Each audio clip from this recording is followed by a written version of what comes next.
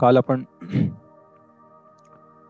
श्री हनुमंतांची लंका यात्रा, माता सीतेचा शोध आणि लंका दहन आणि तिथून परत प्रभू रामचंद्रांकडे किष्किंधा क्षेत्रामध्ये हनुमानजी आणि सर्व दक्षिण दिशेला गेलेली जी वानर सेना होती ती परत येते आणि प्रभू रामचंद्रांना या सर्व घडलेल्या घटनांची माहिती दिली जाते आणि आपण कशा प्रकारे प्रभू रामचंद्र हनुमंतांना आलिंगन देऊन त्यांचं प्रेम हनुमंतांप्रतींचं प्रकट करतात याची आपण काल चर्चा केली. आज त्यापुढील सर्व प्रसंग काहीशा वेगाने चर्चा करावी लागतील, कारण युद्धकांड हे खूप मोठं आहे रामायणातलं आणि अति भयानक महान अशा राक्षसांच्या वधांची चर्चा या युद्धकांडामध्ये आणि खूप विस्तृत स्वरूपात ह्या चर्चा झालेल्या आहेत वाल्मिकी रामायणामध्ये. पण आपल्याकडे तेवढा वेळ नाहीये तेवढ्या विस्तारामध्ये चर्चा करण्यासाठी, त्यामुळे ज्या काही महत्त्वाच्या घटना आहेत त्यांची आपण चर्चा करून काही आपल्या जीवनासाठी उपयोगी अशी काही मूल्य त्यातनं शिकण्याचा प्रयत्न करू.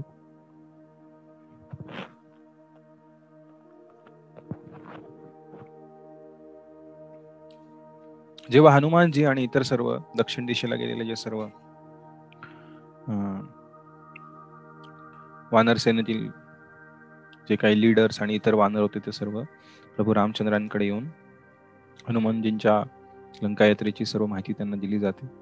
आणि त्यानंतर प्रभू रामचंद्र हा निर्णय घेतात की आपण सर्व वानर सेनेला परत किष्किंधामध्ये बोलवून सर्वजण दक्षिण दिशेला जाण्यासाठी तयारी करतात. आणि खूप मोठी वानर सेना प्रभू रामचंद्र, लक्ष्मण, हनुमंतांच्या खांद्यावरती बसून अशी एक, आणि त्यांच्या चहूबाजूने खूप मोठी वानर सेना, असा एक मोठा जथ्था हा दक्षिण दिशेला रामेश्वरमच्या दिशेने जाण्यास सुरुवात होते. आणि जाताना महेंद्र पर्वतांवर चढून प्रभू रामचंद्र एक दृष्टिक्षेप टाकतात की समुद्र किती दूर आहे आणि तिथून पुढे लंका आहे समुद्राच्या पलीकडे. आणि ते रामेश्वरमला पोहोचल्यानंतर रावणाला बातमी पोहोचते, रावणापर्यंत बातमी पोहोचते की समुद्राच्या पलीकडे खूप मोठी वानरसेना घेऊन प्रभू रामचंद्र आणि लक्ष्मण हे युद्धासाठी तयार आहेत, युद्धाच्या इच्छेने ते आलेले आहेत. आणि तेव्हा रावण त्याच्या सर्व मंत्रिमंडळाची एक बैठक बोलवतो आणि तिथे जो प्रसिद्ध वार्तालाप रावण आणि विभीषणामध्ये झालेला रामायणामध्ये, विभीषण हर तऱ्हेने रावणाला सांगण्याचा प्रयत्न करतो की तुझे हे कार्य करत आहेस ते चुकीचं करतोयस. राम हे साक्षात विष्णू आहेत, हे परमपराक्रमी आहेत, आपल्या सर्वांच्या सर्व शक्तींचे उगम हे प्रभू रामचंद्र आहेत. त्यांच्याद्वारेच जे काही ऐश्वर्य, समृद्धी, शक्ती या सर्व प्राप्त झाल्या त्या जगामध्ये सर्व जीवांना ह्या प्रभू रामचंद्रांमुळे प्राप्त झालेल्या आहेत. त्यामुळे तू हा मूर्खपणा करू नकोस आणि माता सीतेला अजूनही वेळ गेलेली नाहीये. सीता मातांना तू रामचंद्रांकडे परत दे, त्यांचं शरण घे. प्रभू रामचंद्र तुला काहीही इजा करणार नाहीत, ते तुला माफ करून टाकतील. आणि असं म्हटल्यानंतर रावण जो त्याच्या शक्तींमुळे असलेल्या गर्वामुळे आणि त्याच्या कामवासनेमुळे इतका क्रोधित झाला आणि तो विभीषणाला मारण्यासाठी तयार झाला. तेव्हा मंत्रिमंडळातील काही वरिष्ठ सदस्यांनी रावणाला सांगितले, रावण तो तुझा भाऊ आहे आणि तुझा मंत्री आहे, तू त्या भावाला आणि मंत्र्याला असं मारणं योग्य नाहीये. तेव्हा रावणाचा अशा प्रकारचा अवतार पाहून विभीषणाने रावणाला त्याचं काय म्हणतात रेजिग्नेशन, त्याने त्याच्या सेवेतनं सुटका करून घेतली आणि म्हणाला, माझी एक क्षणही इथे थांबण्याची इच्छा नाही आहे. मी पूर्णपणे प्रयत्न केला तुला समजून सांगण्याचा, पण तुला जर स्वतःवरती विनाश ओढवून घ्यायचा असेल तर मी तुला मदत करू शकत नाही. पण त्यावेळेस विभीषण त्याच्या काही सहकाऱ्यांसोबत तिथून निघून गेला. रावणे अतिशय क्रोधामध्ये त्याने विभीषणाला खूप अपमानास्पद अशी वागणूक देऊन त्या महालातनं हाकलून दिलं. आणि विभीषण तत्काळ तिथून लंकेमधनं त्यांच्या दिव्य शक्तीद्वारे त्यांच्या काही सहकाऱ्यांसोबत समुद्र पार करून हवेमधनं उडत प्रभू रामचंद्रांच्या सर्व सेनेपाशी येण्यासाठी निघाले. आणि जेव्हा समुद्र किनाऱ्यावर काही वानरांनी पाहिलं की आकाशातनं उडत कोणी राक्षस इकडे येतोय, तेव्हा सर्व वानरसेना अतिशय चिंतामग्न झाली की कोण राक्षस येतोय, आपल्यावर आक्रमण करण्यासाठी येतोय. तेव्हा त्यांना दुरून दिसलं की हा रावणाचा भाऊ आहे, विभीषण आहे. तेव्हा सर्व वानर म्हणू लागले की हा आपल्यावरती आक्रमण करण्यासाठी येतोय किंवा हा एक हेर बनून येतोय, त्यामुळे याला आपण तात्काळ मारलं पाहिजे. तेव्हा विभीषण अजून खाली उतरलं नव्हतं, हवेत होतं. तेव्हा त्यांची चर्चा चालू झाली. तेव्हा प्रभू रामचंद्रांनी सुग्रीवाला विचारलं की काय केलं पाहिजे. सुग्रीव म्हटला की आपण कुणावर विश्वास नाही ठेवला पाहिजे अशा प्रकारे, आणि आपण या विभीषणाला याच क्षणी त्याच्यावरती आक्रमण करून त्याला मारलं पाहिजे. अशा प्रकारे अनेक वानर त्यांची मतं देत असताना हनुमानजी प्रभू रामचंद्रांना म्हणाले की मी जेव्हा लंकेत गेलो होतो तेव्हा मी पाहिलं की सर्व लंकावासियांमध्ये हा एक व्यक्ती, हा तुमचा एक निस्सीम भक्त आहे, हा अतिशय चारित्र्यवान असा व्यक्तिमत्व आहे, आणि हा नक्कीच रावणाला समजावून सांगून रावणाद्वारे निष्कासित केल्यामुळं हा इथे आला असणार. त्यामुळे आपण त्याचं बोलणं ऐकून घ्यावं आणि त्याचा स्वीकार करावा. आणि तेव्हा प्रभू रामचंद्र सर्व वानरसेनेला उद्देशून सांगतात की या क्षणी रावण जरी आला आणि मला शरण गेला तरी मी रावणालाही माफ करेन, मी रावणालाही काही इजा पोचवणार नाही. ही प्रभू रामचंद्रांची सर्व जीवात्म्यांकडे पाहण्याची दृष्टी आहे की एखाद्याने खूप महाभयंकर चुका केल्या असतील, पाप केले असतील, पण सकृतेव प्रपन्नोयम तवास्मी इति याचते, एकदा जरी प्रामाणिकतेने प्रभू रामचंद्रांना, भगवंतांना जर एखादा व्यक्ती शरण गेला तर त्यांना स्वीकार प्रभू रामचंद्र करतात किंवा भगवान विष्णू करतात आणि त्या व्यक्तीला त्यांच्या चरणांपाशी आश्रय देतात. आणि अशा प्रकारे हनुमानजींनी सांगितल्यानंतर आणि प्रभू रामचंद्रांनी बोलल्यानंतर विभीषणाचं स्वागत केलं जातं आणि विभीषणाला प्रभू रामचंद्र त्यांच्या सेनेमधील एक व्यक्ती म्हणून स्वीकार करतात. प्रभू रामचंद्र विभीषणाला आश्वासन देतात की रावणाचा वध झाल्यानंतर लंकेचं राज्य, लंकेचा राज्याभिषेक हा विभीषणाचा केला जाईल एक राजा म्हणून लंकेमध्ये. आणि काही ठिकाणी असंही वर्णन आहे की त्याच ठिकाणी समुद्र पार करायच्या आधीच प्रभू रामचंद्रांनी एक प्रतिकास्पद एक राज्याभिषेक विभीषणाचा तिथे घडवून आणला आणि विभीषणाला लंकेचा राजा म्हणून घोषित केलं त्याच क्षणी तिथे. त्यानंतर सुग्रीवानी आणि हनुमंतांनी विचारलं, श्री रामचंद्र तुम्ही विभीषणाला लंकेचा राजा बनवला, आता जर समजा उद्या रावण आला आणि शरण आला रावण तुम्हाला, तर त्यांनी एक शंका विचारली. प्रभू रामचंद्र म्हणाले की रावण जरी आला तरी मी त्याला शरण द्यायला तयार. ते म्हणाले जर रावण आला आणि शरण गेला तर आता विभीषणाला लंकेचं राज्य दिलेले, मग रावणाचं काय? हे वाल्मिकी रामायणात चर्चा नाहीये पण इतर काही रामायणांमध्ये आहे. तर प्रभू रामचंद्र म्हणतात की रावण जरी आला आता आणि मला शरण जर गेला तर विभीषणाला लंकेचं राज्य दिलंय, पण माझ्याकडे अयोध्येचं राज्य सुद्धा आहे, वनवास संपत आलाय, मी दोघांपैकी एकाला अयोध्येचं राज्य देईन. ही प्रभू रामचंद्रांची उदार वृत्ती आहे. जो त्यांना शरण येईल त्यांच्या प्रती अतिशय दयाळू कृपाळू असे प्रभू रामचंद्र. पण रावण कधी शरण आला नाही. रावण आसुरी प्रवृत्तीचा, राक्षसी प्रवृत्तीचा असल्यामुळे अनेक जणांनी रावणाला सांगण्याचा प्रयत्न केला. युद्धाआधी, युद्धाच्या मध्ये, अगदी युद्धाच्या शेवटी, रावण मरण्याच्या आधी, तरीही रावण हा भगवंतांसमोर वाकायला तयार नव्हता. त्याच्या क्षुद्र अशा गर्वापोटी, जो आपल्याला या भौतिक जगतामध्ये बद्ध जीवांच्या हृदयात पाहायला मिळतो, प्रत्येकाला माहिती आहे की मी मी एका प्रकारे या भौतिक प्रकृतीसमोर असहाय्य आहे. माझ्या हातात संपूर्ण नियंत्रण नाही आहे, संपूर्ण कंट्रोल नाही आहे. भगवंतांच्या हातात पूर्णपणे नियंत्रण आहे. पण त्या जीवात्म्याच्या अट्टहासापोटी, त्याच्या गर्वापोटी आणि भौतिक विषयवस्तू भोगण्याच्या या भोगवादी वृत्तीमुळे जे बद्धजीव आहेत ते भगवंतांना शरण जात नाहीत. आणि याचंच प्रतीक म्हणजे रावण. शेवटी प्रभू रामचंद्रांचा बाण त्याच्या हृदयामध्ये जाऊन त्याचं शुद्धीकरण करावं लागतं. त्याचं शुद्धीकरण केलं जातं अशा व्यक्तीचं. पण आपल्या हातात आहे की आपण असं म्हटलेलं आहे की जे भगवान श्रीकृष्णांचे किंवा भगवान विष्णूंचे भक्त नाही आहेत त्यांच्यासाठी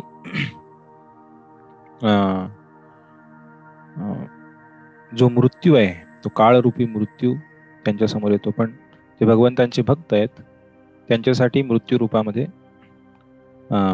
भगवान श्रीकृष्ण येतात. आणि जे भगवंतांचे भक्त नाही आहेत त्यांच्यासाठी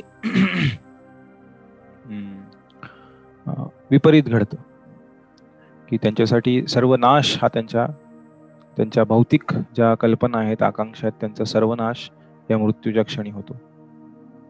पण रावण हा ह्याच गोष्टीचं प्रतीक आहे, जे आपल्याला आपल्या जीवनामध्ये ज्या चुका करायच्या नाही आहेत त्या आपल्याला हे राक्षस त्यांच्या जीवनातनं शिकवतात. त्यांच्याकडनंही शिकण्यासारखं आहे की कसं वागलं नाही पाहिजे, हे राक्षस आपल्याला शिकवतात. तर अशा प्रकारे विभीषणाने रावणाला सांगण्याचा प्रयत्न केला, पण रावणाने ऐकलं नाही. आणि त्यानंतर विभीषणाचा रामचंद्रांनी स्वीकार केला आणि सर्व वानर सेना, प्रभू रामचंद्र आणि इतर सर्वजण विचार करू लागले की आता समुद्र ओलांडून आपण पलीकडे लंकेत कसं जायचं. तेव्हा विभीषणाने प्रभू रामचंद्रांना एक योजना सांगितली की तुम्ही वरुण देवतेला पाचारण करा, समुद्र देवतेला पाचारण करा आणि त्यांनी जर त्यांचं पाणी इथनं हटवलं तर आपल्यासाठी जाण्यासाठी रस्ता तयार होईल. मग आपण सर्वजण एवढी मोठी सेना घेऊन सहजपणे लंकेला पोहोचू शकू. आणि प्रभू रामचंद्रांना ती योजना खूप आवडली आणि ते समुद्र किनारी रामेश्वरम मध्ये बसून वरुण देवतेला प्रकट होण्यासाठी प्रार्थना करू लागले. मर्यादा पुरुषोत्तम भगवंत आहेत, एका मनुष्य रूपामध्ये आलेले आहेत. जरी ते सर्व देवी देवतांचे स्वामी असले, सर्व जीवात्म्यांचे स्वामी असले, सर्व जीवात्मे त्यांचे अंश असले, तरी एका मनुष्य रूपामध्ये असल्यामुळे प्रभू रामचंद्र हे वरुण देवतेला प्रार्थना करू लागले प्रकट होण्यासाठी. आणि ती प्रार्थना करण्यासाठी प्रभू रामचंद्र सुरुवात करणार तेवढ्यात एक शार्दूल नावाचा एक रावणाचा हेर त्या ठिकाणी प्रकट झाला आणि त्यांनी पाहिलं की या रामेश्वरमच्या समुद्र तटावरती एवढी प्रचंड मोठी सेना, प्रभू रामचंद्रांची वानर सेना, सुग्रीवाच्या नेतृत्वाखाली. तर त्याने पाहिलं की ही सेना 80 मैल बाय 80 मैल एवढ्या मोठ्या परिसरात पसरली होती. एवढी प्रचंड मोठी सेना, 80 मैल म्हणजे जवळपास 120 किलोमीटर बाय 120 किलोमीटर जवळपास, त्याच्याहून मोठी. एवढ्या मोठ्या परिसरामध्ये ही अति भयंकर महान अशी वानरसेना पाहून तो शार्दूल रावणाकडे गेला आणि त्याने सर्व सांगितलं की अशा प्रकारे खूप मोठी सेना घेऊन राम आणि लक्ष्मण लंकेकडे येण्यासाठी, लंकेपर्यंत पोहोचण्याचा प्रयत्न करत आहेत. तेव्हा रावणाने त्याचा एक हेर, त्याला एक दूत बनवून सुग्रीवाकडे पाठवलं. कारण सुग्रीव सैन्याचा सेनापती, सैन्याचा नेतृत्व होतं. आणि त्या शुक नावाच्या हेराला पाठवलं एक दूत बनून. आणि तो एका पक्षाच्या रूपामध्ये तिथे प्रकट झाला आणि तो सुग्रीवापाशी येऊन बोलू लागला की हे सुग्रीव, मी रावणाद्वारे इथं पाठवलं गेलेलो आहे आणि रावण तुझ्यासाठी एक संदेश इथे पाठवत आहे. रावण तुला विचारत आहे की हे सुग्रीव, तू तुझी एवढी मोठी वानरसेना घेऊन इथे का आलायस? मी तुला काय त्रास दिलाय? मी तुझं काय बिघडवलंय? त्यामुळे तू हकनाक अशा प्रकारे युद्ध छेडून स्वतःच्या मृत्यूला आमंत्रण करू नकोस. मी तुला काहीही करणार नाही. तुझी सर्व वानरसेना घेऊन किष्किंधा क्षेत्राला परत जा आणि शांतपणे तुझ्या राज्यामध्ये राज्य कर. माझ्या वाटेला जाऊ नकोस. मी तुझं काही बिघडवलं नाहीये. तू उगीच अशा प्रकारे युद्ध करण्याचा प्रयत्न करू नकोस. आणि अशा प्रकारे हा जो शुक होता तो सुग्रीवाला संदेश देत असताना काही वानर अतिशय क्रोधित झाले त्याला पाहून आणि त्याचं बोलणं ऐकून.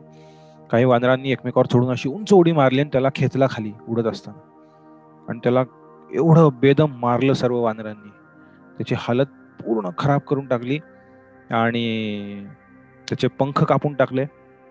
आणि कसा तरी धडपडत धडपडत धडपडत तो समुद्र पार करून परत रावणाकडे आला लंकेमध्ये.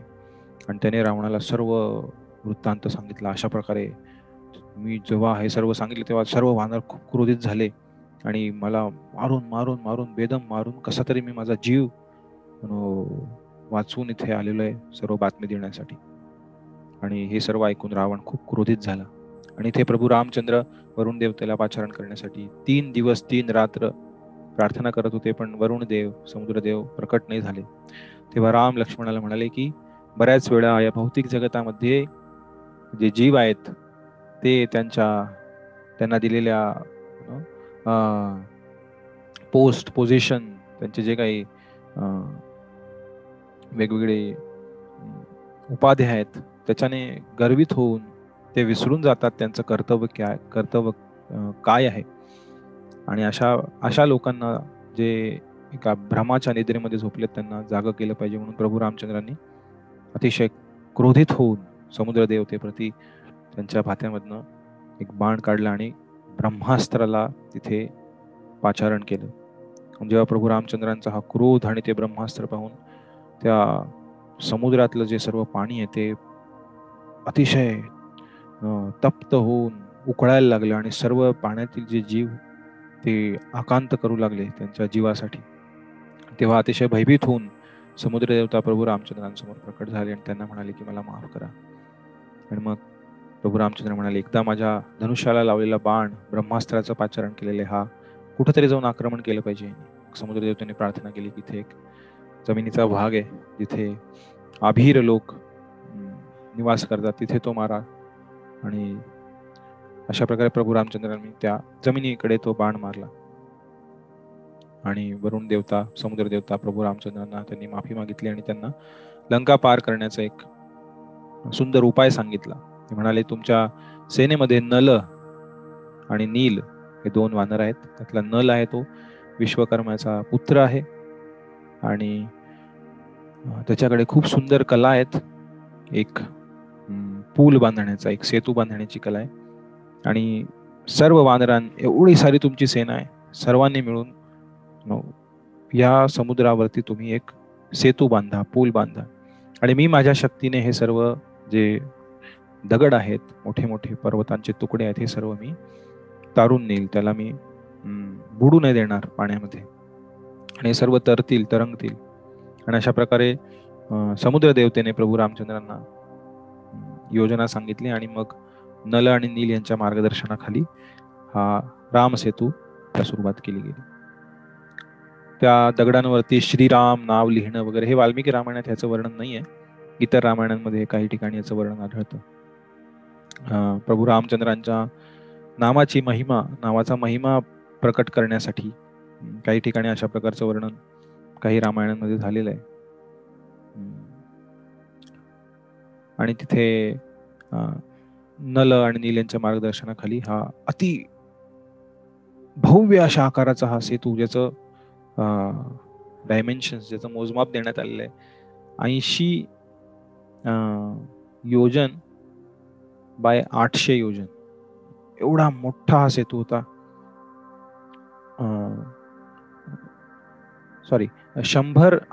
800 मैल बाय 80 मैल, 100 योजन बाय 10 योजन. 100 योजन जे हनुमंतांनी उडी मारली होती लंकेला जाण्यासाठी, 1 योजन म्हणजे 8 मैल, तर 800 मैल आणि त्याची रुंदी होती 80 मैल. एवढा मोठा सेतू, कारण भगवंतांच्या वानरसेनेमध्ये वानर एवढे होते. छोटासा सेतू बांधला असता तर त्यातनं वानरांना जाण्यासाठी कित्येक दिवस गेले असते. पण हा एवढा मोठा सेतू बांधण्याची गरज होती, कारण त्यांची सेना ही खूप प्रचंड सेना होती, तिचं वर्णन आहे पुढे. आणि जेव्हा पूर्ण हा सेतू पार करून, समुद्र पार करून सर्वजण लंकेच्या तटबंदीच्या बाहेर एका ठिकाणी एका पर्वताच्या पाशी त्यांनी त्यांचा कॅम्प सर्व सेनेचा बांधला आणि तिथे ते सर्व वाट पाहू लागले पुढच्या सर्व घडामोडींची. तेव्हा हा शुक आणि त्याच्यासोबत एक सारण नावाचा एक हेर रावणाने परत पाठवला की काय परिस्थिती पाहून या, हे लोक सर्व समुद्र पार करून आले का नाही लंकेमध्ये. ते दोघं जाऊन पाहतात आणि तेव्हा रावण म्हणतो की जाऊन पाहून या किती सैन्य आहे रामचंद्राचं, राम आणि लक्ष्मणाचं सैन्य किती मोठं आहे. आणि तेव्हा हे सर्वजण इथे तळ ठोकून बसलेले असताना हे शुक आणि सारण दोघ जण तिथे येतात आणि ते सैन्य मोजायचा प्रयत्न करतात, पण त्यांना काही ते जमत नाही त्यांच्या दिव्य शक्तींनी सुद्धा. आणि ते परत येतात रावणाकडे. ते म्हणतात आम्ही मोजू शकत नाही. आणि वाल्मिकी मुनी या सैन्याचं वर्णन करतात की किती मोठं सैन्य होतं ही वानर सेना, ते वर्णन करतात. आपण त्या गुणाकारामध्ये त्यांनी वर्णन केलेले मल्टिपल्स. 1,00,000 म्हणजे एकावर किती शून्य, एकावर 5 शून्य. आणि वाल्मिकी मुनी वर्णन करतात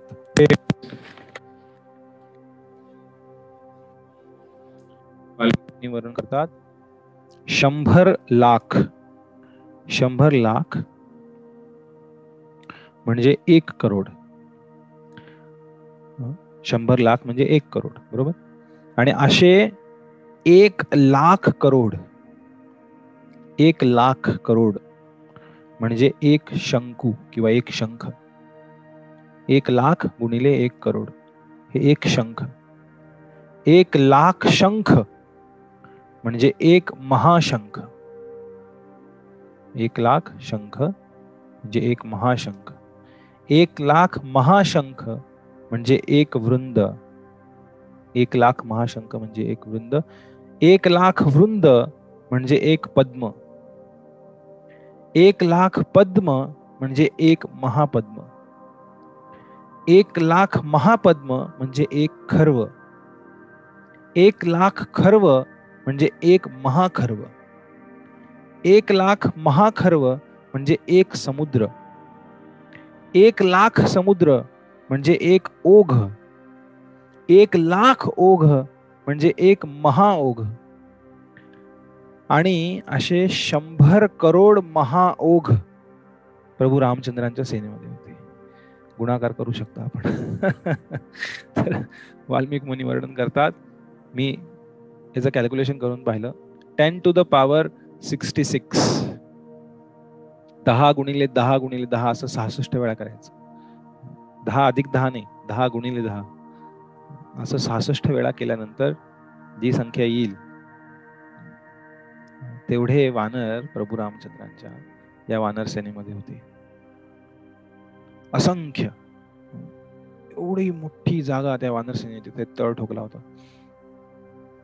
आणि हे जेव्हा परत आले की आम्ही मोजू नाही शकत, ही खूप खूप भयानक खूप मोठी सेना आहे, तेव्हा रावण तरीही सीतेला परत देऊ इच्छित नव्हता. आणि रावणाच्या मनात एक थोडीशी भीती आली की एवढी मोठी सेना, एवढे सारे वानर, पण तो मनात परत म्हणायचा काय ते माकडं आहेत, वानर आहेत, ते काय करू शकतात. तरीही रावणाने परत मंत्रिमंडळाची सभा भरवली. ती म्हटली सेना पोहोचलेली, इथे आपण काय करायचं. अनेक जण म्हणू लागले सीतेला परत देऊन टाका. रावण खूप क्रोधित व्हायचा असं म्हटल्यानंतर तेव्हा रावणाने त्याचा एक खास मंत्री होता, त्याचं नाव होतं विद्युज्जिह. आणि हा विद्युज्जिह एक तांत्रिक मांत्रिक असा जादूगर होता. आणि त्याने रावणाला एक योजना सांगितली की आपण जादूने एक रामाचा एक रामाला मारलं असं सीतेला सांगायचं. आणि रामाचं एक माझ्या काळ्या जादूने बनवलेलं एक तंत्राने बनवलेलं एक मुंडकं घेऊन बरोबर रामासारखं मी बनवेन, ते घेऊन ते शिर रामाचं आहे, ते कापलेलं आहे आणि राम मेलेला आहे असं आपण सीतेला सांगायचं. आणि त्याप्रमाणे रावणाने केलं. अशोकवनात गेला रावण आणि अतिशय हुबेहूब प्रभू रामचंद्रांसारखं एक शिर, ज्याला इथनं गळ्यातनं कापलं होतं, त्याच्या जटेला धरून असं रावण एकदम क्रूर हास्य करत माता सीतेसमोर गेला आणि म्हणाला, हे पहा, ज्यांची वाट तू पाहत होतीस त्यांना आम्ही मारून टाकलेलं आहे. आणि इथे त्यांनी सेतू पार करून लंकेमध्ये आले आणि ते सर्वजण झोपले असताना माझ्या काही राक्षस मित्रांनी त्यांच्यावरती आक्रमण केलं आणि राम, लक्ष्मण, हनुमान, अंगद सर्वांचा विनाश केलेला आहे. सर्वजण मरून गेलेले आहेत, सर्व संपलेलं आहे. आता तरी सीते, तू माझं जे माझी इच्छा आहे ती पूर्ण कर, तू माझी राणी बन, आपण लग्न करूया. तेव्हा माता सीता प्रभू रामचंद्रांचं ते शिर पाहून तिथेच बेशुद्ध झाल्या आणि शुद्धीवर आल्यानंतर त्या रावणाला म्हणाल्या की जर असं झालं असेल तर ते किती दुःखद आहे. आत्ताच्या आत्ता मला प्रभू रामचंद्रांकडे घेऊन चला, मी त्यांच्या शरीरावरती माझे प्राण सोडू इच्छिते आणि त्यांच्या चितेसोबत मीही त्यांच्यासोबत या जगातनं निघून जाऊ इच्छिते. आणि हे ऐकल्यानंतर रावणाची तळपायाची आग मस्तकाला गेली की ही काही केलं, ही स्त्री ऐकत नाही माझं. आणि तेवढ्यात तिथे रावणाचा एक दूत आला तिथे आणि म्हणाला की प्रहस्त तुम्हाला तातडीने बोलत आहेत. तेव्हा रावणाला तिथनं जावं लागलं. आणि जसा रावण तिथे निघून गेला त्याने ते शिर तिथे टाकलं आणि एक धनुष्यबाण घेऊन आला होता दाखवायला, हे रामाचा धनुष्यबाण. तोही एक तांत्रिक मांत्रिक पद्धतीने बनवला होता. जेव्हा रावण तिथून चिडून निघून गेला तेव्हा ते प्रभू रामचंद्रांचं जे शिर होतं आणि जो धनुष्यबाण वगैरे होतं ते सर्व तिथनं गायब झालं. आणि तेव्हा विभीषणाची पत्नी, जिचं नाव होतं सरमा, तिने सीतेला सर्व हकीकत सांगितली की हे सर्व तुला फसवण्याचा प्रयत्न करत आहेत, खोटं सांगत आहेत. प्रभू रामचंद्र एकदम सुरक्षित आहेत आणि ते लवकरच येऊन रावणाला मारून टाकतील, रावणाचा वध करतील आणि तुला इथनं सोडवून परत अयोध्येला घेऊन जातील. आणि हे ऐकल्यानंतर सीतामाता अत्यंत खुश होतात आणि प्रभू रामचंद्रांच्या येण्याची वाट पाहतात.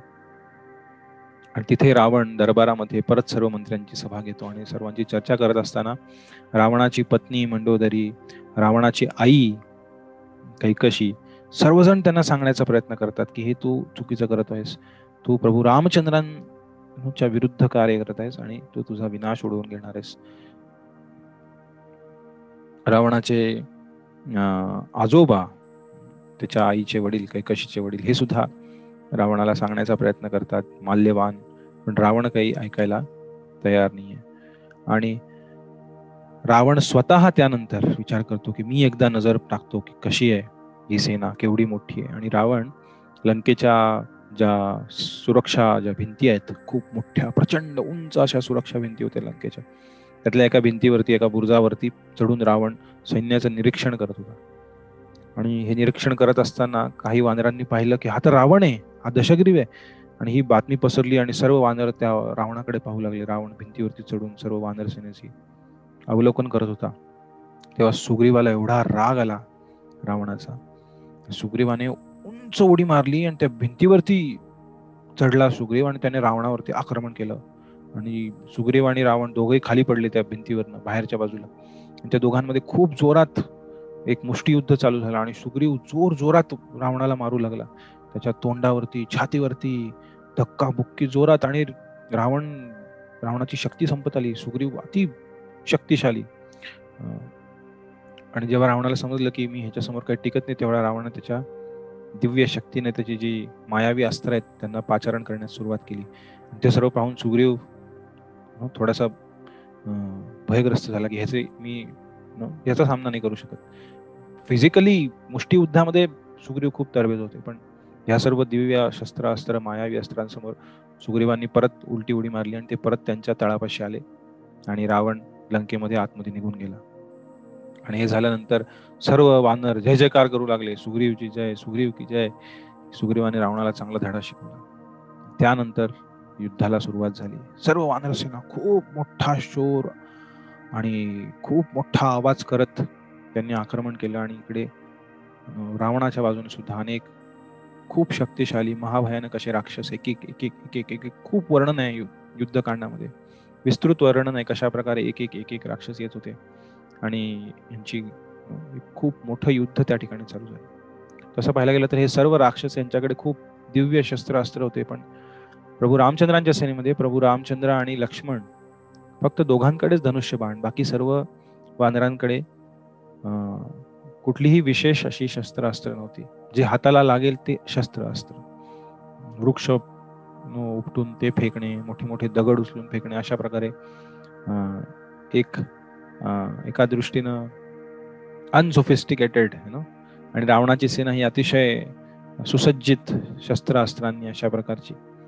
पण वानर सेनेमध्ये बळ एवढं होतं, शक्ती एवढी होती, अत्याचाराप्रती, या रावणाप्रती त्याला धडा शिकवणं, त्याच्या विरुद्ध जी चीड होती ती त्या वानर सेनेमध्ये खूप तीव्र होती. त्यानंतर युद्ध चालू झालं आणि अनेक अनेक अनेक रावणाचे मंत्री आणि सेनापती योद्धे यांचा विनाश झाला या युद्धामध्ये, त्यांना मारलं गेलं. आणि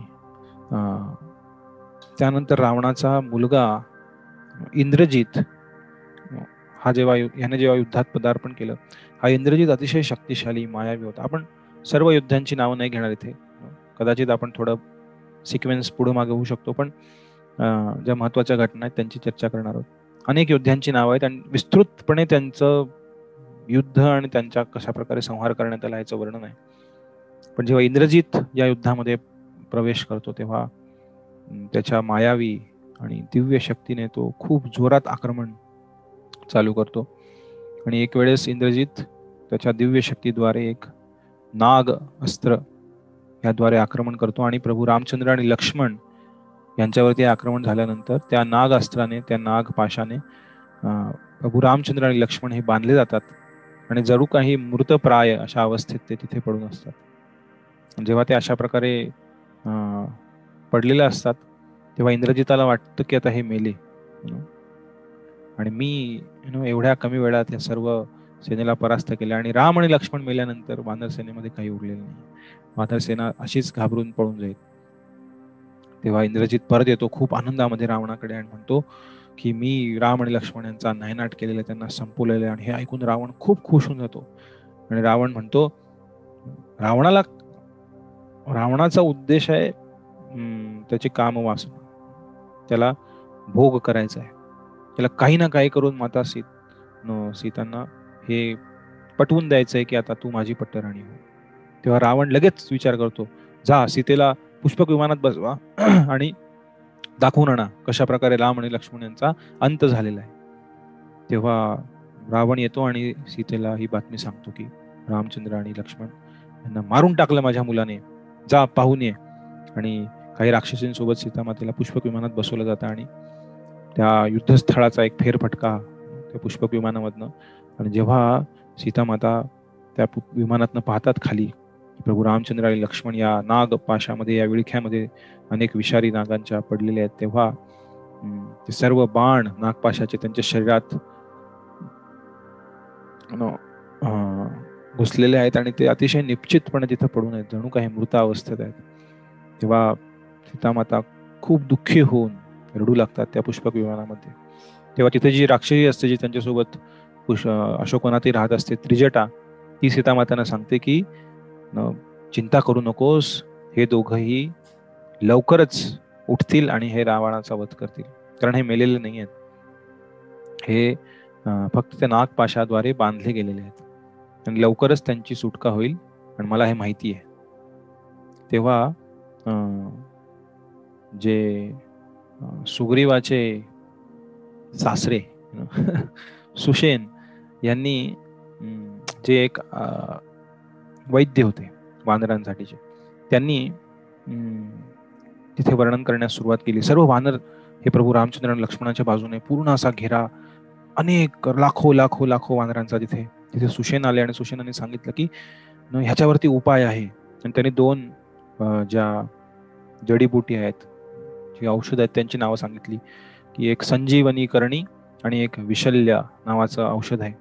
आणि हे क्षीरसागरामध्ये 2 पर्वत आहेत आणि त्या पर्वतांमध्ये आहेत आणि संपाती हे जाऊन घेऊन येऊ शकतो. मग नंतर ते म्हणाले, नाही, हनुमान गेला तर लवकर काम होईल, हनुमान तिथे पटकन जाऊन हे सर्व घेऊन येऊ शकतो. आणि असं वर्णन करत असताना सुषेण तेवढ्यात तिथं एक मोठं वादळ आलं आणि सर्वांनी पाहिलं, ही हवा एवढी जोरात का वाहते. त्यांनी पाहिलं तर आकाशातनं महाभयंकर आकाराचे गरुडजी उडून तिथे येत होते. सर्व वानर बाजूला झाले, गरुडजी खाली उतरले आणि जसे गरुडजी खाली येत होते तसे ते नागपाशातले जे नाग होते सर्व, ते गरुडजींना पाहून भयभीत होऊन तिथनं त्यांनी धूम ठोकली, पळून गेले सगळे घाबरून. आणि त्यानंतर काहीच वेळात प्रभू रामचंद्र आणि लक्ष्मण उठून उभे राहिले आणि गरुडजींना त्यांनी धन्यवाद दिले की तुम्ही आल्यामुळे आम्ही यातनं मुक्त झालो. पण गरुडजी म्हणाले, प्रभू मी तुमचा सेवक आहे, मी तुमचा दास आहे. मला तुमचे दर्शन व्हावे या तुमच्या दिव्य मनुष्य प्राय लीलेमध्ये लीला करताना तुमचे मला दर्शन व्हावं, म्हणून तुमच्या कृपेनं तुम्ही ही लीला केली की मी इथे प्रकट व्हावा आणि तुमच्या दर्शनाचा लाभ मला मिळावा.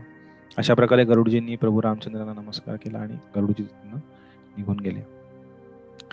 आणि परत युद्ध सुरुवात झाली आणि रावणाला समजे ना, अरे ह्यांना तर इंद्रजितनी मारलं होतं, हे परत उठले आणि ह्यांनी परत युद्धाला सुरुवात केली. त्यानंतर अनेक मोठे मोठे मोठे मिनिस्टर रावणाने पाठवले, पण सर्वांचा वध करण्यात आला, सर्वांना मारण्यात आलं.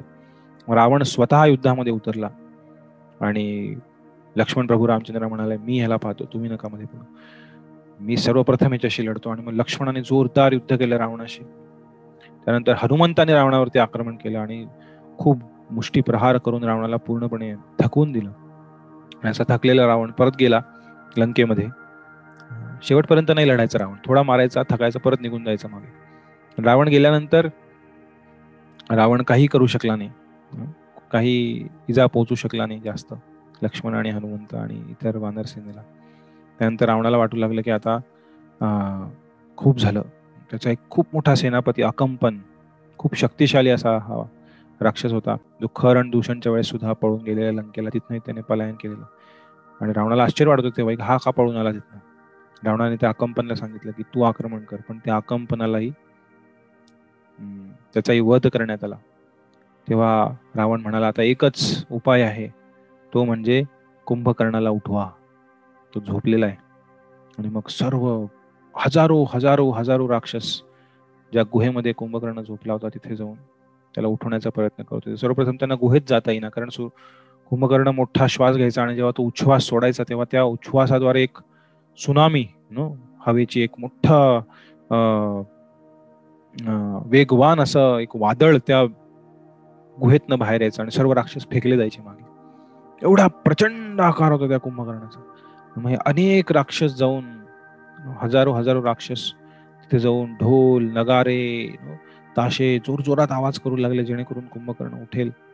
आणि त्याला उठवण्याच्या आधी तिथे उंच शेकडो मीटर उंच असा एक मनुष्यांच्या मांसाचा आणि इतर प्राण्यांच्या मांसाचे असे डोंगर तिथे उभे केले गेले, ज्याच्या वासाने कदाचित तो उठेल. आणि हजारो हजारो बादल्या भरून रक्त विविध प्राण्यांचं, मनुष्यांचं तिथं भरून ठेवण्यात आलं, कारण उठल्यानंतर त्याला खावं लागतं, एवढी त्याची भूक. आणि मग वर्णन करण्यात आले की हत्ती आणण्यात आले तिथे मोठे, आणि ते कुंभकर्णाच्या छातीवर चढवण्यात आले. आणि असे अनेक हत्ती, अनेक घोडे आणि रथ हे कुंभकर्णाच्या छातीवरती थैमान घालत होते, इकडे तिकडे पळत होते. हत्तीला नाचवलं जात होतं कुंभकर्णाच्या छातीवरती, आणि त्याच्या कानापाशी जाऊन मोठ्या मोठ्याने ढोल आणि ताशे वाजवले जात होते, नगारे वाजवले जात होते. आणि एवढं सगळं झाल्यानंतर कुंभकर्णाला वाटलं की काहीतरी होतंय.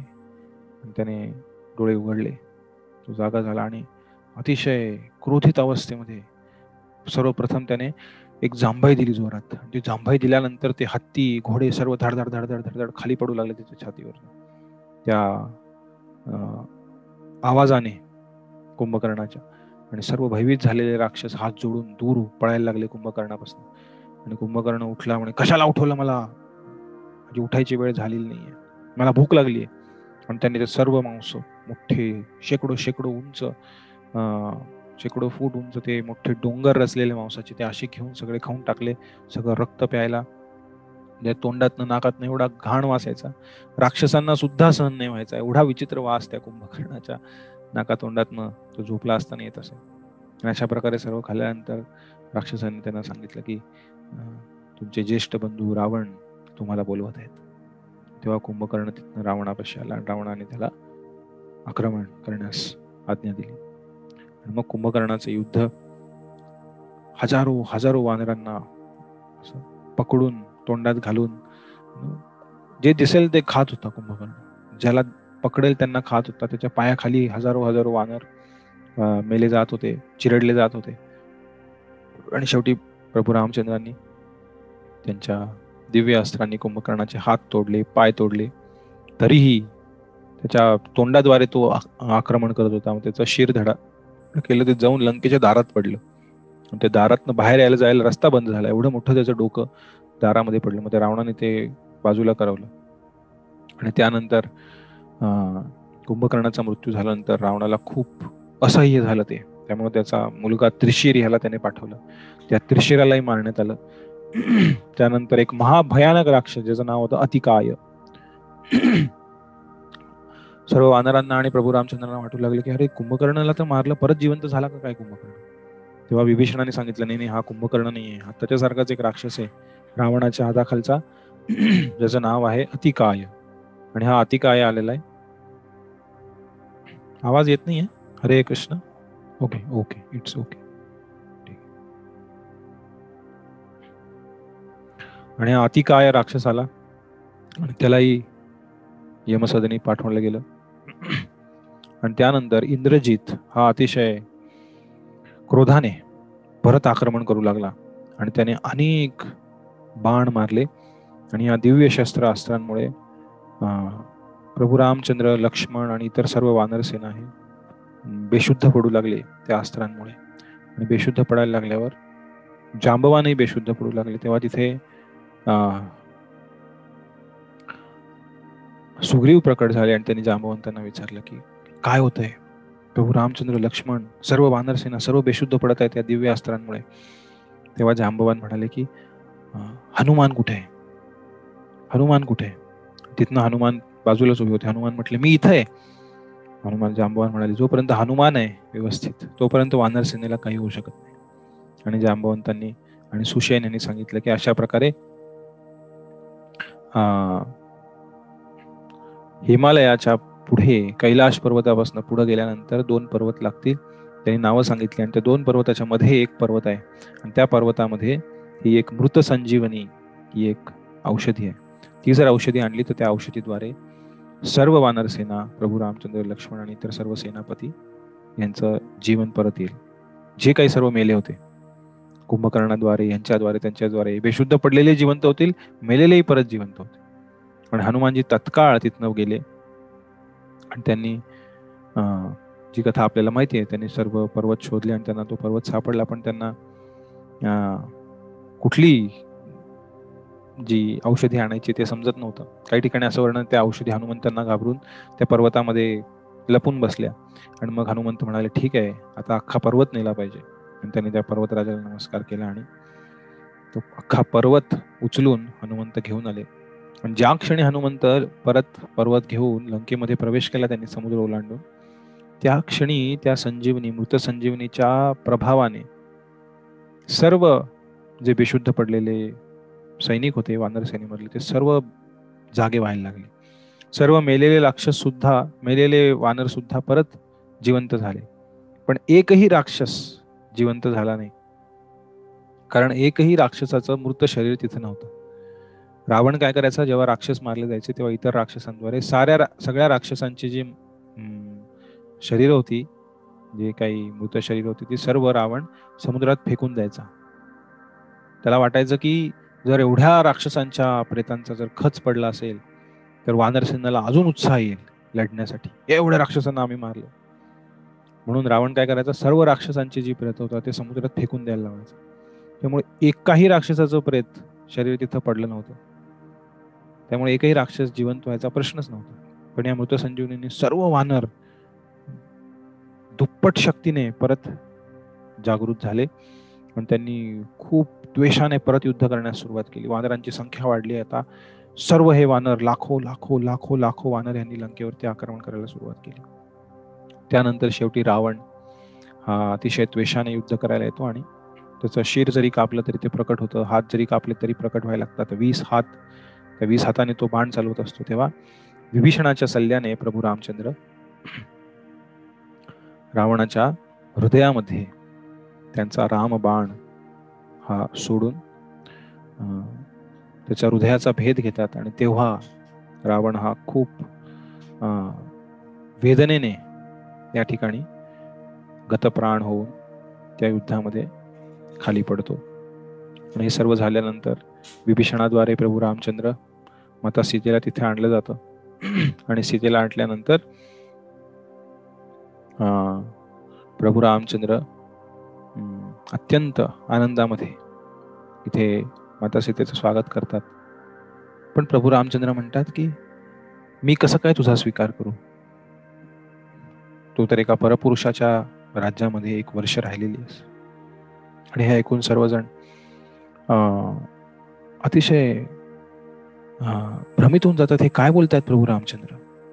आणि विभीषण आणि इतर काही जण प्रभू रामचंद्रांना सांगू लागतात की आम्हाला माहिती आहे माता सीतांनी एक क्षण सुद्धा त्यांच्या मनामध्ये, त्यांच्या बोलण्यामध्ये, त्यांच्या कार्यामध्ये असा एकही क्षण गेलेला नाही जेव्हा त्यांनी तुमचं स्मरण नाही केलेलं.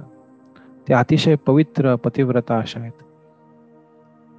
आणि सीतामाता म्हणू लागल्या, जर तुम्हाला असं वाटत असेल प्रभू रामचंद्र, तर मी मी माझ्या शुद्धतेची परीक्षा देण्यास तयार आहे. मी अग्निपरीक्षा देण्यास तयार आहे. आणि हे सर्व ऐकून इतर सर्व वानर सेनेतील जे अधिकारी होते, सुग्रीव, अंगद, जांबवान, त्यानंतर हनुमान, लक्ष्मण यांच्या डोळ्यात पाणी आलं. ते म्हणाले, हे सहन नाही होते आम्हाला. आणि तेव्हा प्रभू रामचंद्रांनी लक्ष्मणाला इशारा केला की जसं सीता सांगत आहे तसं करा. आणि तेव्हा लक्ष्मणांनी एक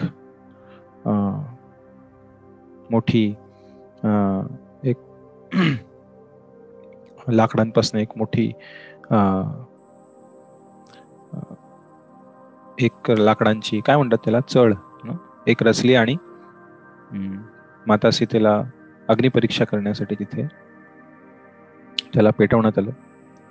तेव्हा सीतामाता त्या अग्नीमध्ये प्रवेश केला त्यांनी आणि त्यांना काहीही इजा न पोहोचता सीतामाता बाहेर आल्या.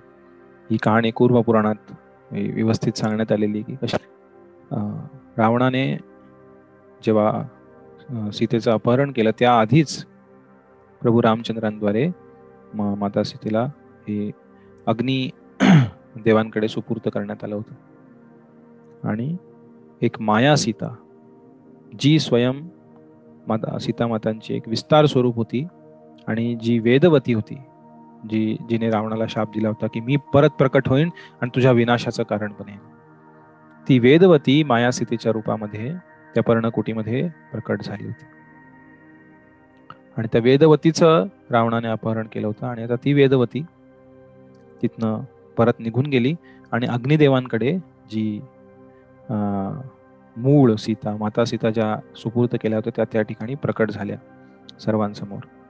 आणि त्यानंतर प्रभू रामचंद्र अत्यंत आनंदाने त्यांनी विचार केला होता की आता सर्वजण आपण अयोध्येमध्ये प्रस्थान करू. त्यांनी विभीषणाला सांगितलं की आता तू राजा आहेस लंकेचा, लंकेवरती अतिशय योग्य पद्धतीने राज्य कर आणि रावणाने तयार केलेला जो इतिहास आहे त्याला मिटवून टाक आणि एक चांगलं राज्य लंकेवरती प्रस्थापित कर. आणि प्रभू रामचंद्र म्हणाले की आता आम्ही अयोध्येला परत जाण्यास उत्सुक आहोत. माता कौशल्या, भरत, शत्रुघ्न, माझ्या सावत्र आया आमची वाट पाहत आहेत. 14 वर्ष होऊन गेलेले आहेत.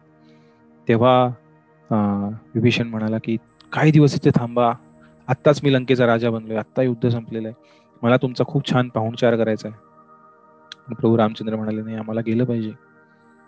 आणि त्यानंतर प्रभू रामचंद्र विभीषणाचा आणि सर्वांचा निरोप घेऊन ते सर्वजण परत रामेश्वर पाशी आले. आणि तिथे काही ऋषीमुनींनी प्रभू रामचंद्रांना सांगितलं की तुमच्याद्वारे रावणाचा वध झालेला आहे, एका ब्राह्मणाचा वध झालेला आहे.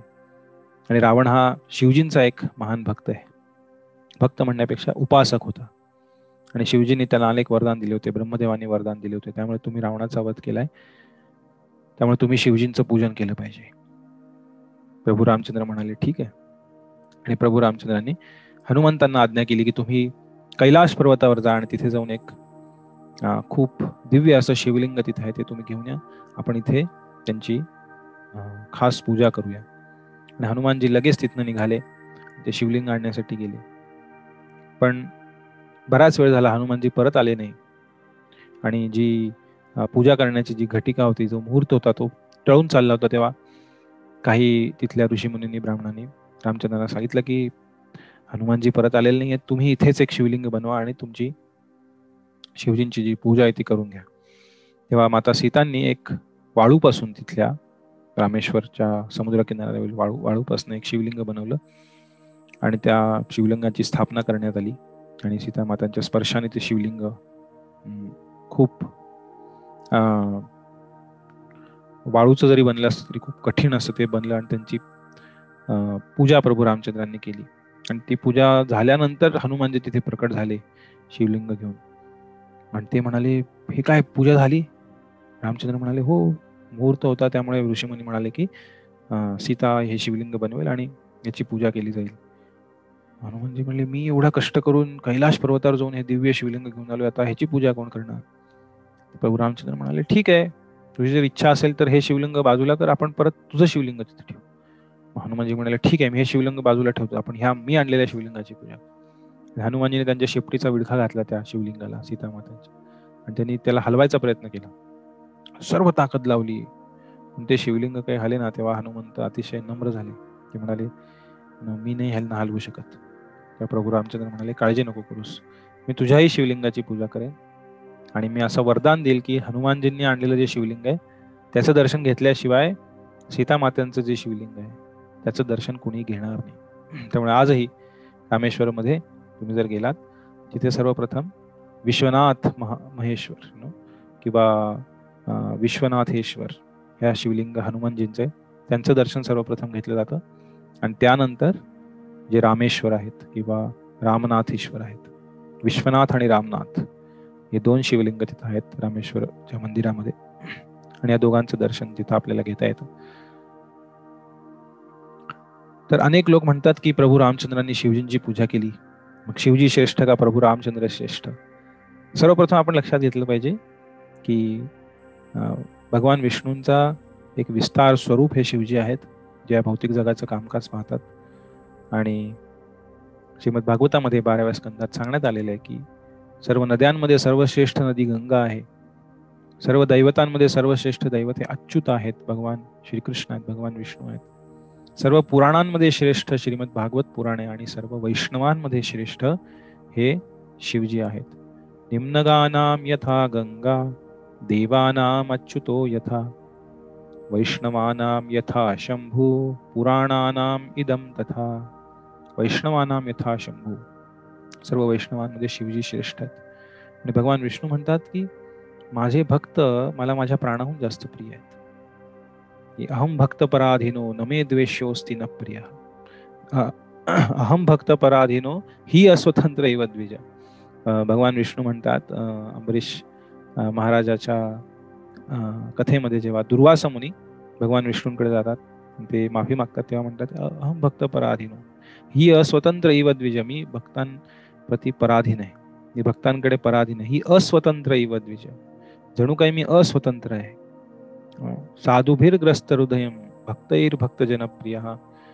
माझं हृदय ग्रस्त झालेलं आहे या साधूंमुळे, या भक्तांमुळे. त्यामुळे भक्तांची सेवा करण्यामध्ये प्रभू रामचंद्र, त्यांची पूजा करण्यामध्ये प्रभू विष्णूंना खूप आनंद होतो. आपण पाहतो कृष्ण लीलेमध्ये सुद्धा, द्वारकेमध्ये जेव्हा सुदामा ब्राह्मण भगवान कृष्णांचे बालमित्र सांदीपनी मुनींच्या आश्रमातले जेव्हा द्वारकेला येतात, तेव्हा श्रीकृष्ण आणि रुक्मिणी यांची पूजा करतात, त्यांचं पाद प्रक्षालन करतात, त्यांचं चरण जल श्रीकृष्ण प्राशन करतात, त्यांची आरती करतात माता रुक्मिणी सोबत, जी साक्षात लक्ष्मी जी आहेत. अशा प्रकारे भगवंतही त्यांच्या भक्तांची सेवा करण्यामध्ये खूप आनंद प्राप्त करतात. आणि हे आपण अनेक ठिकाणी पाहतो. अर्जुनासाठी भगवान श्रीकृष्ण सारथी बनले. अतिशय एक निम्न स्तरावरचं स्थान भगवंतांनी ग्रहण केलं अर्जुनासाठी. तर भगवंत त्यांच्या भक्तांना मान सन्मान देण्यामध्ये, त्यांच्या भक्तांची पूजा, त्यांची सेवा करण्यामध्ये आनंद प्राप्त करतात. भगवंत जरी सर्वोच्च असले, हे सर्वोत्कृष्ट असले, सर्वात शक्तिशाली असले, तरी हे एक अशा प्रकारचे एक क्रूर किंवा त्यांच्या सर्वोच्चपणाचा एक आसुरी आनंद घेणारे असे पिता नाही आहेत जीवात्म्यांचे. हे अतिशय परमदयाळू परम कृपाळू असे पिता आहेत सर्व जीवात्म्यांचे, जे एका दिव्य प्रेमाचा आदान प्रदान सर्व जीवात्म्यांसोबत करण्यासाठी अतिशय उत्सुक आहेत. आणि असे भगवंत त्यांच्या भक्तांचीही पूजा करतात. आणि त्यांच्या लीलेमध्ये एका मनुष्य सदृश लीलेमध्ये मर्यादा पुरुषोत्तम भगवंत रामचंद्र हे एका क्षत्रिय राजाला साजेसं असं कृत्य की एखाद्या देवतेचा, शिवजींचा जो उपासक होता त्याची हत्या झाली, त्यामुळे शिवजींची पूजा करणं हे सुद्धा त्या अर्थी सुद्धा हे योग्य आहे. अशा प्रकारे शिवजींची पूजा तिथे करून त्यानंतर विभीषण यांच्याद्वारे पुष्पक विमानामध्ये प्रभू रामचंद्र अयोध्येला येण्यासाठी निघतात. तेव्हा विभीषण, हनुमान आणि बाकी सारे सेनापती सुग्रीव, अंगद वगैरे म्हणतात की आम्ही किष्किंधाला जाऊन काय करू, आम्ही लंकेत राहून काय करू, तिथे अयोध्येमध्ये तुमचा राज्याभिषेक होणार, खूप मोठा कार्यक्रम होणार, त्यामुळे आम्ही तुमच्यासोबत येऊ इच्छितो. तुमचा राज्याभिषेक आणि अयोध्येमध्ये काही दिवस राहून आम्ही परत मग किष्किंधा क्षेत्र आणि लंकेला परत जाऊ. तर प्रभू रामचंद्र म्हणतात याहून मोठा आनंद माझ्यासाठी दुसरा नाही आहे, तुम्ही या, सर्वजण या. आणि पुष्पक विमानामध्ये असं वर्णन, ही सारी वानरसेना ही पुष्पक विमानामध्ये जाऊन बसली. एवढी मोठी वानरसेना आहे, एवढं प्रचंड दिव्य भव्य असं ते पुष्पक विमान होतं. आत्ताच्या विमानासारखं नाही 180 सीट छोटंसं विमान किंवा बोईंग फार फार तर 400 सीट नाही, लाखो लाखो लाखो लाखो वानर सर्वजण त्या पुष्पक विमानात बसले जाऊन. आणि ते पुष्पक विमान उडून गंगेच्या किनारी आलं. आणि प्रभू रामचंद्रांनी वचन दिलं होतं गुहा राजाला की जाताना परत तुम्हाला भेटणार. आणि गंगा पार करून प्रभू रामचंद्र गुहा राजाची भेट घेऊन परत अयोध्येमध्ये प्रकट झाले पुष्पक विमानात. आणि अयोध्येमध्ये प्रभू रामचंद्राचं खूप भव्य दिव्य असं स्वागत झालं. त्यानंतर यथायोग्य प्रभू रामचंद्रांचा राज्याभिषेक झाला अयोध्येमध्ये. आणि त्यानंतर 11,000 वर्ष असं वर्णन आहे प्रभू रामचंद्रांनी अयोध्येमध्ये अतिशय संपन्नशील, चारित्र्यशील अशा पद्धतीने हे राज्य केलं, ज्याला राम राज्य म्हटलं जातं. आणि अयोध्येमध्ये एक अतिशय आनंदाचं, उत्साहाचं वातावरण निर्माण झालं. अशा प्रकारे वर्णन करून लव आणि कुश हे त्यांच्या रामायणाचं वर्णन इथे पूर्ण करतात. आणि ते म्हणतात जे कोणी ही रामायणाची कथा ऐकेल, ही प्रभू रामचंद्रांची कथा ऐकेल, ज्याचं नाव रामायण आहे, ते सर्व त्यांच्या पापांपासून मुक्त होतील. आणि हे जे दिव्य पवित्र ही जी कथा आहे ती अशा व्यक्तीच्या जीवनामध्ये एक पवित्रता, एक सात्विकता, एक सौभाग्य या जीवनामध्ये प्रदान करेल. आणि त्यांच्या हृदयामधील सर्व वाईट इच्छा आणि सर्व ज्या दुष्प्रवृत्ती आहेत त्या पूर्णपणे नाश होतील जर एखादा श्रद्धेने या रामायण कथेचं श्रवण करेल. अशा प्रकारे चर्चा करून लव कुश हे त्यांच्या रामकथेचं इथे वर्णन पूर्ण करतात. आणि यापुढे युद्धकांड पूर्ण होता आणि मग उत्तरकांड याची सुरुवात होते. आणि त्यामध्ये अनेक कथा आहेत, ज्या कथा काही आपण आधी चर्चा केलेल्या आहेत. जसं वाली आणि रावण यांची कथा आहे. वाली कशा प्रकारे रावणाला त्याच्या बगलेत पकडतो आणि सगळीकडे घेऊन जातो. हनुमानजींच्या जन्माची कथा आहे. त्यानंतर इतर अनेक कथा आहेत ज्यांची काहींची आपण चर्चा केलेली आहे.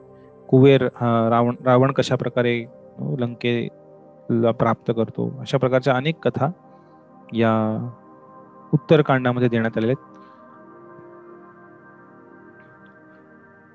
ते या रामायणातनं आणि पुढे कथा आहे कशा प्रकारे माता सीता परत या भूमिदेवींकडे परत जातात. आणि त्यानंतर प्रभू रामचंद्र 11,000 वर्ष या पृथ्वीवरती राज्य करतात. त्याची कथा आहे. अनेक लोक प्रश्न विचारतात माता सीतांचा त्याग का केला प्रभू रामचंद्रांनी.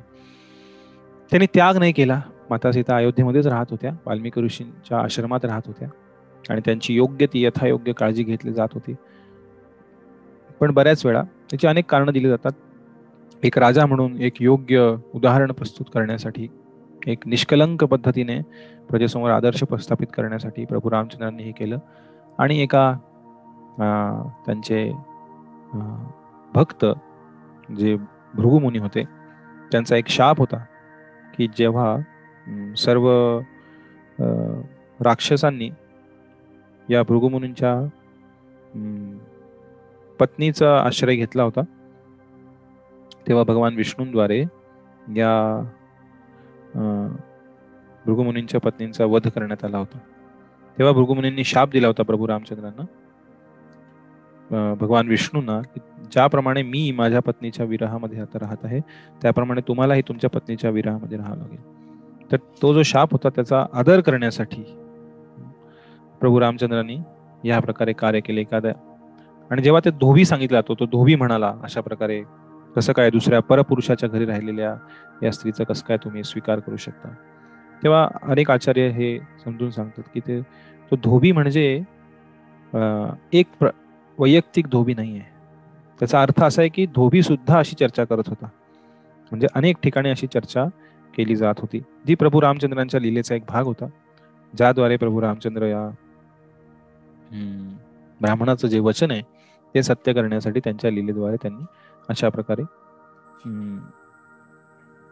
सीता मातांना वाल्मिकी ऋषींच्या आश्रमामध्ये पाठवलं. तिथून मग लवकुश यांनी हे रामायण शिकून त्याचं गायन प्रभू रामचंद्रांसमोर केलं, ज्याची आपण गेल्या 10 सत्रांमध्ये चर्चा केली.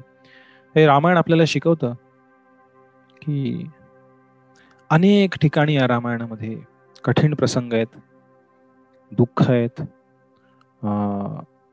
अनएक्सपेक्टेड एका प्रकारे अनाकलनीय पद्धतीने आलेली संकट आहेत, ज्याचा कधी विचारही केला गेला नव्हता.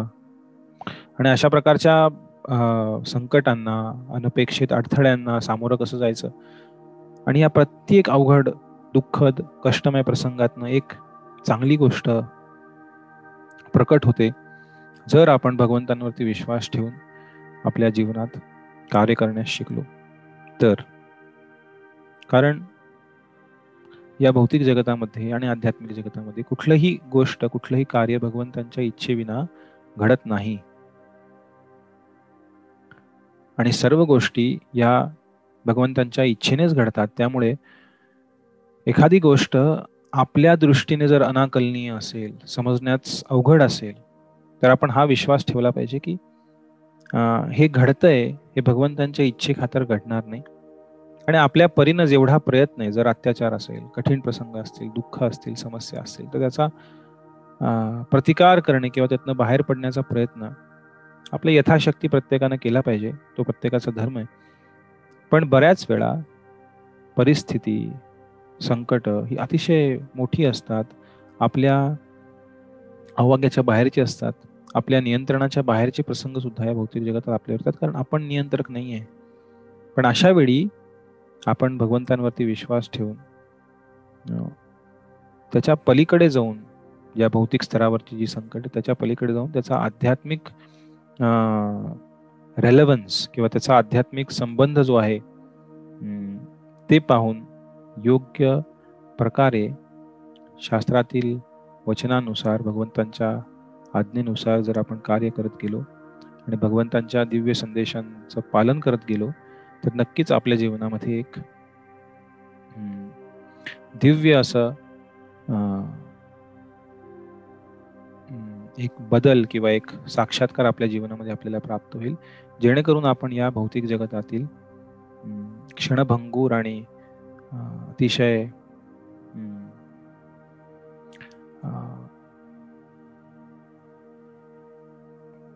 काय म्हणता येईल त्याला, क्षणभंगूर आणि एक अनपेक्षितपणे ज्या घटना घडतात त्याचा सामना करू शकू. कारण रामायण आपल्याला हेच शिकवतं, पदोपदी कठीण प्रसंग आहेत, पदोपदी कुठली गोष्ट घडू शकते आपल्या जीवनामध्ये. पण आपण या भौतिक बदलांनी विचलित न होता आपल्या आध्यात्मिक अस्तित्वावर आणि आपल्या दिव्य ओळखीवर, जी आपली खरी ओळख आहे, भगवंतांचे दास आहोत आपण, सेवक आहोत, त्याद्वारे भगवंतांशी आपलं नातं अधिक दृढ करत आपण या सर्व संकटांवर मात करू शकतो. हेच आपल्याला या रामायणातील कथेतून भगवंत शिकवत आहेत. जरी प्रभू रामचंद्र एका मनुष्य सदृश पद्धतीने इथे लीला करत आहेत, तरी त्यातनं आपण अनेक दिव्य संदेश, जर आपण सर्व आचार्यांच्या भाष्यामधून, टीकेमधून हे रामायण समजून घ्यायचा प्रयत्न केला, ही रामकथा समजून घ्यायचा प्रयत्न केला, तर आपल्या जीवनामध्ये आपल्याला एक नवी दिशा आणि एका दिव्य स्तरावरची आध्यात्मिक दिशा आपल्या जीवनामध्ये प्राप्त होईल या प्रभू श्री रामचंद्रांच्या लीलांमधून. हरे कृष्ण. उद्या अतिशय पवित्र दिवस आहे, श्री हनुमान जयंती आहे. आणि हनुमानजी हे रामायणातील एक खूप महान प्रभू रामचंद्रांचे भक्त आहेत, एक हिरो आहेत रामायणातील युद्धामधले. आणि त्यांची उद्या जयंती आहे, हनुमान पौर्णिमा आहे. हनुमानजींच्या काही सुंदर कथा आहेत ज्या वाल्मिकी रामायणात नाही आहेत, पण लोककथा आहेत. काही इतर रामांच्या कथेमध्ये यांचं वर्णन येतं. त्यातली एखादी कथा आपण पाहून आज इथे विराम देऊ. तर यांचं वर्णन वाल्मिकी रामायणात नाही आहे, पण हनुमंतांची रामभक्ती या कथांमधून प्रकट होते.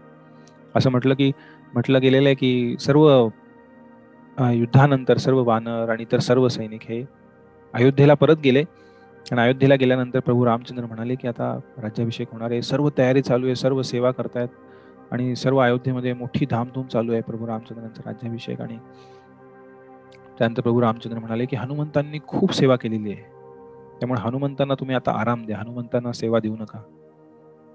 आणि लक्ष्मणांना सांगितलं गेलं की तुम्ही सर्व सेवांची जी यादी आहे ती बनवा आणि सर्वांना सेवा वाटून द्या, पण हनुमंतांना आराम करण्यासाठी द्या, हनुमंतांना कुठलीही सेवा देऊ नका. तेव्हा लक्ष्मणांनी सर्व सेवांची जी यादी ती बनवली, यांच्यासाठी ही सेवा, यांच्यासाठी ही सेवा, यांच्यासाठी ही सेवा. हनुमानजींनी तेव्हा यादी पाहिली, ते म्हणाले माझ्यासाठी काय सेवा? लक्ष्मण म्हणाले नाही, तुमच्यासाठी सेवा नाही, तुम्हाला आराम करण्यासाठी सांगितले, तुम्ही खूप सेवा केलेली आहे. हनुमान म्हणली मला माहिती नाही आराम काय, मला सेवा पाहिजे. तेव्हा लक्ष्मण म्हणाले नाही, मला जी आज्ञा दिली ते मी करतोय, तुम्ही रामचंद्रांना जाऊन भेटा. तेव्हा हनुमानजी प्रभू रामचंद्रांकडे गेले, म्हणाले मला तुम्ही सेवा का नाही दिली? मी सेवा करू इच्छितो, मी असा आराम नाही करू शकत. प्रभू रामचंद्र म्हणाले काय करणार, साऱ्या सेवा ह्या वाटून झालेल्या दादा, आता कोणाची सेवा काढून नाही घेता येणार, आता सगळ्यांना सेवा दिलेली आहे, त्यामुळे आता कुठलीही सेवा शिल्लक नाही आहे. हनुमानजी म्हणले असं कसं शक्य होईल? म्हणजे जा पहा, एखादी सेवा जर शिल्लक असेल तर ती तू घे. आणि हनुमानजी गेले, सर्व सेवा पाहिल्या, सगळ्या सेवा पाहिल्या. ते म्हणाले सगळ्या सेवा देऊन टाकलेल्या, एकही सेवा नाही. तेव्हा हनुमानजी निशक्कल लढू ते प्रभू रामचंद्रांकडे आले, म्हणाले एक सेवा राहिलेली आहे जी आता मी करणार. प्रभू रामचंद्र म्हणाले कसं काय शक्य आहे? मी लक्ष्मणाला सांगितलं होतं सगळ्या सेवा वाटून दिल्या पाहिजे, एकही सेवा नाही राहिली पाहिजे. त्या हनुमानजींना रामचंद्र म्हणाले की कुठली सेवा? हनुमानजी म्हणाले जेव्हा तुम्हाला झोप येईल, जेव्हा तुम्ही झोप आल्यानंतर आळस द्याल असा, तेव्हा तुमच्या तोंडासमोर मी चुटकी वाजवणार. रामचंद्र म्हणाले अशी कधी सेवा असते का? हनुमानजी म्हणाले नाही, अशी सेवा मला आहे आणि मी हीच सेवा करणार. मला जर तुम्ही दुसरी सेवा देत असाल तर मी ही सेवा शोधून काढलेली जी तुमच्या लिस्टमध्ये नाहीये, आणि ही सेवा मी करणार. आणि प्रभू रामचंद्र म्हणाले हनुमानजी तुम्ही महान आहात. ते म्हणाले ठीक आहे, करा सेवा. आणि मग प्रभू रामचंद्र त्यांच्या महालामधनं त्यांच्या दरबारात गेले. आणि दरबारात गेल्यानंतर तिथे बसून होते दरबारामध्ये. तेव्हा हनुमानजी त्यांच्या राजसिंहासनाच्या बाजूला जाऊन बसले. रामचंद्र म्हणाले अरे इथे एवढ्या बाजूला जवळ, म्हणाले कधीही आळस आला तर लगेच चुटकी वाजवायला नको का? प्रभू रामचंद्र म्हणाले ठीक. मग दरबारात बसल्या बसल्या हनुमानजी असे वाट पाहत प्रभू रामचंद्रांकडे बसले होते. रामचंद्र म्हणाले अरे हा नुसता बसला, ह्याला काही सेवा नाही आहे. आणि मध्ये उगाच प्रभू रामचंद्र करायचे आणि हनुमानजी लगेच चुटकी वाजवायची. आणि अशा प्रकारे दिवस गेला. प्रभू रामचंद्र संध्याकाळ झाली, त्यांच्या अंतःपुरामध्ये गेले, महालामध्ये, आणि तिथे हनुमानजी तिथे आले. प्रभू रामचंद्र म्हणाले इथे काय करतोय हनुमान? ते म्हणले हनुमानजी म्हणाले रात्री तर जास्त झोप येते आणि जास्त जांभा येतात, मग रात्री जास्त चुटके वाजवायला लागणार.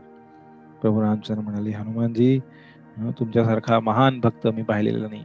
त्यांनी लक्ष्मणाला बोलवलं आणि म्हणाले यांना सेवा द्या, हे सेवेशिवाय जिवंत राहू शकत नाहीत, हे सेवेशिवाय दुसरं कार्य करू शकत नाहीत. अशा प्रकारे हनुमानजींचा भाव आहे प्रभू रामचंद्रांची सेवा नित्य करण्याचा. ते अजूनही प्रभू रामचंद्रांची सेवा करत आहेत त्यांच्या दिव्य स्वरूपामध्ये. अशीच एक कहाणी येते, लोककथा, जिथे हनुमानजी एकदा राजमहालामध्ये अयोध्येच्या एकदा सीता माता एक दिवस त्यांचा शृंगार करत असतात त्यांच्या शृंगार भवनामध्ये.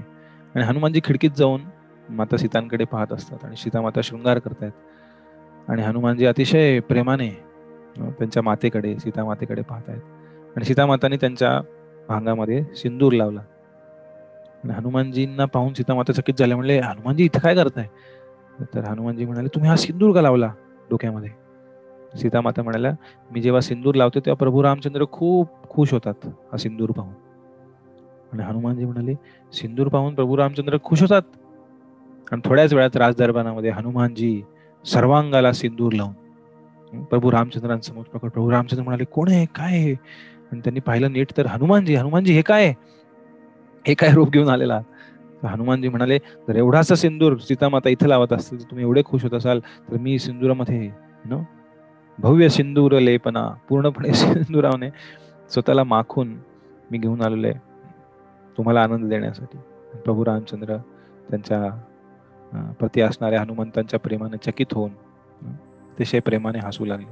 असे हे हनुमंत, जे हृदयाने अतिशय सरळ आणि प्रभू रामचंद्रांप्रती त्यांचा निस्सीम असलेली भक्ती आणि सेवाभाव याच्यासाठी प्रसिद्ध आहेत. आणि पदोपदी रामायणामध्ये आपण पाहतो की त्यांचं पराक्रम, त्यांची शक्ती, त्यांची भक्ती एवढे शक्तिशाली होते की रावणाला एका हाती परास्त करू शकले असते हनुमंत. एवढी शक्ती हनुमंतांची होती, दिव्य शक्ती होती. पण प्रभू रामचंद्रांप्रती त्यांचा सेवाभावही तेवढाच महत्वाचा होता. हनुमंतांकडे एवढी शक्ती असूनही ते एवढे नम्र राहिले. प्रभू रामचंद्राची त्यांनी नेहमी पूर्ण हृदयाने सेवा केली. पण रावणाला छोटीशी शक्ती मिळाली, थोडीशी शक्ती मिळाली तर त्याचा स्वतःवरचा संयम पूर्णपणे सुटला आणि अतिशय क्रूर, दुष्ट अशा प्रकारे तो वागू लागला.